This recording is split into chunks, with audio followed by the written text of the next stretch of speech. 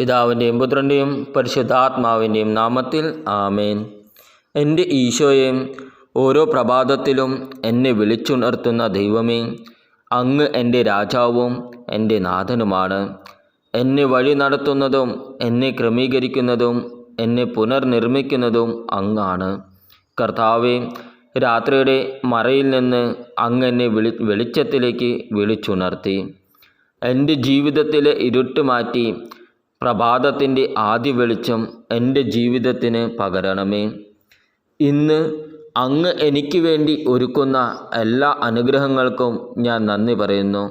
കർത്താവേ, എന്നെ നയിക്കാനും എല്ലാ വഴികളിലും എന്നെ സംരക്ഷിക്കുവാനും അങ്ങയുടെ സ്വർഗീയ ദൂതന്മാരെ അയക്കണമേ. അങ്ങയുടെ പരിശുദ്ധാത്മാവിൻ്റെ കൃപകൾ എന്നിൽ നിറച്ചാലും ഈ ദിവസം മുഴുവൻ അങ്ങയുടെ സ്നേഹം എന്നിൽ നിറയ്ക്കണമേ. എൻ്റെ ഞെരുക്കങ്ങൾ മനസ്സിലാക്കി എൻ്റെ ആവശ്യങ്ങളുടെ മേൽ കരുണ വർഷിക്കണമേ. എൻ്റെ പാതകൾ പുനർനിർമ്മിക്കുകയും എൻ്റെ കുറവുകളെ നിറവുകളാക്കുകയും ചെയ്യണമേ. ആമേൻ. സ്വർഗസ്ഥനായ ഞങ്ങളുടെ പിതാവേ, അങ്ങയുടെ നാമം ഉചിതമാകണമേ. അങ്ങയുടെ രാജ്യം വരണമേ. അങ്ങയുടെ തിരുമനസ് സ്വർഗത്തിലെ പോലെ ഭൂമിയിലുമാകണമേ. അന്നു വേണ്ട ആഹാരം ഇന്ന് ഞങ്ങൾക്ക് തരണമേ. ഞങ്ങളുടെ കടക്കാരോട് ഞങ്ങൾ ക്ഷമിച്ചിരിക്കുന്നത് പോലെ ഞങ്ങളുടെ കടങ്ങളും പാപങ്ങളും ഞങ്ങളോട് ക്ഷമിക്കണമേ. ഞങ്ങളെ പ്രലോഭനത്തിൽ ഉൾപ്പെടുത്തരുത്, തിന്മയിൽ നിന്ന് ഞങ്ങളെ രക്ഷിക്കണമേ. ആമേൻ. നന്മ നിറഞ്ഞ മറിയമേ, സ്വസ്തി, കർത്താവ് അങ്ങയുടെ കൂടെ സ്ത്രീകളിൽ അങ്ങ് അനുഗ്രഹിക്കപ്പെട്ടവളാകുന്നു. അങ്ങയുടെ ഉദരത്തിൻ്റെ ഫലമായ ഈശോ അനുഗ്രഹിക്കപ്പെട്ടവനാകുന്നു. പരിശുദ്ധ മറിയമേ, തമ്പുരാൻ്റെ അമ്മേ, പാപികളായ ഞങ്ങൾക്ക് വേണ്ടി എപ്പോഴും ഞങ്ങളുടെ മരണസമയത്തും തമ്പുരാനോട് അപേക്ഷിക്കണമേ. ആമേൻ.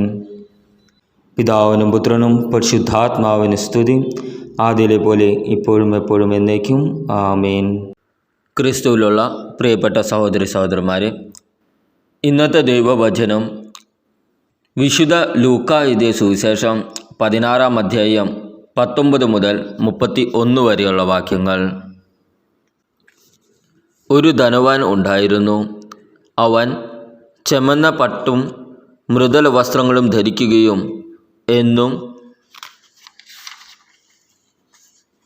സുഭിക്ഷിതമായി ഭക്ഷിച്ച് ആനന്ദിക്കുകയും ചെയ്തിരുന്നു. അവൻ്റെ പടിവാതിൽക്കൽ ലാസർ എന്നൊരു ദരിദ്രനുണ്ടായിരുന്നു. അവൻ്റെ ശരീരം വ്രണങ്ങൾ കൊണ്ട് നിറഞ്ഞിരുന്നു. ധനവാന്റെ മേശയിൽ നിന്ന് വീണിരുന്നവ കൊണ്ട് വിശപ്പടക്കാൻ അവൻ ആഗ്രഹിച്ചു. നായ്ക്കൾ വന്ന് അവൻ്റെ വ്രണങ്ങൾ നക്കിയിരുന്നു. ആ ദരിദ്രൻ മരിച്ചു. ദൈവദൂതന്മാർ അവനെ അബ്രാഹത്തിൻ്റെ മടിയിലേക്ക് സംവഹിച്ചു. ആ ധനികനും മരിച്ച് അടക്കപ്പെട്ടു. അവൻ നരകത്തിൽ പീഡിപ്പിക്കപ്പെടുമ്പോൾ കണ്ണുകൾ ഉയർത്തി നോക്കി ദൂരെ അബ്രാഹത്തെയും അവൻ്റെ മടിയിൽ ലാസറിനെയും കണ്ടു. അവൻ വിളിച്ചു പറഞ്ഞു, പിതാവായ അബ്രാഹമേ, എന്നിൽ കനിയണമേ. തൻ്റെ വിരൽത്തുമ്പ് വെള്ളത്തിൽ മുക്കി എൻ്റെ നാവ് തണുപ്പിക്കാനായി ലാസറിനെ അയക്കണമേ. ഞാൻ ഈ അഗ്നിജ്വാലയിൽ കിടന്ന് യാതന അനുഭവിക്കുന്നു. അബ്രാഹം പറഞ്ഞു, മകനെ, നീ ഓർമ്മിക്കുക, നിനക്ക് ജീവിതകാലത്ത് എല്ലാ സുഖസൗകര്യങ്ങളും ലഭിച്ചിരുന്നു. ലാസറിനോ കഷ്ടതകളും.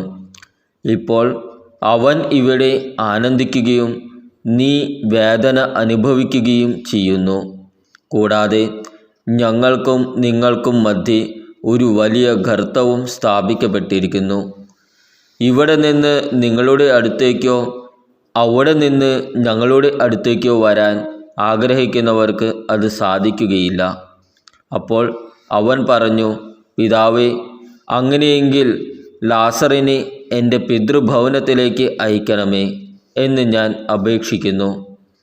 എനിക്ക് 5 സഹോദരന്മാരുണ്ട്. അവരും പീഡകളുടെ ഈ സ്ഥലത്ത് വരാതിരിക്കേണ്ടതിന് അവൻ അവർക്ക് സാക്ഷ്യം നൽകട്ടെ. അബ്രാഹം പറഞ്ഞു, അവർക്ക് മോശയും പ്രവാചകന്മാരുമുണ്ടല്ലോ.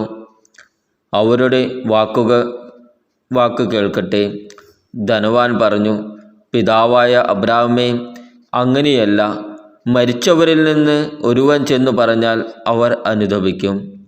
അബ്രാഹാം അവനോട് പറഞ്ഞു, മോശയും പ്രവാചകന്മാരും പറയുന്നത് അവർ കേൾക്കുന്നില്ലെങ്കിൽ മരിച്ചവരിൽ നിന്ന് ഒരുവൻ ഉയർത്താലും അവർക്ക് ബോധ്യമാവുകയില്ല.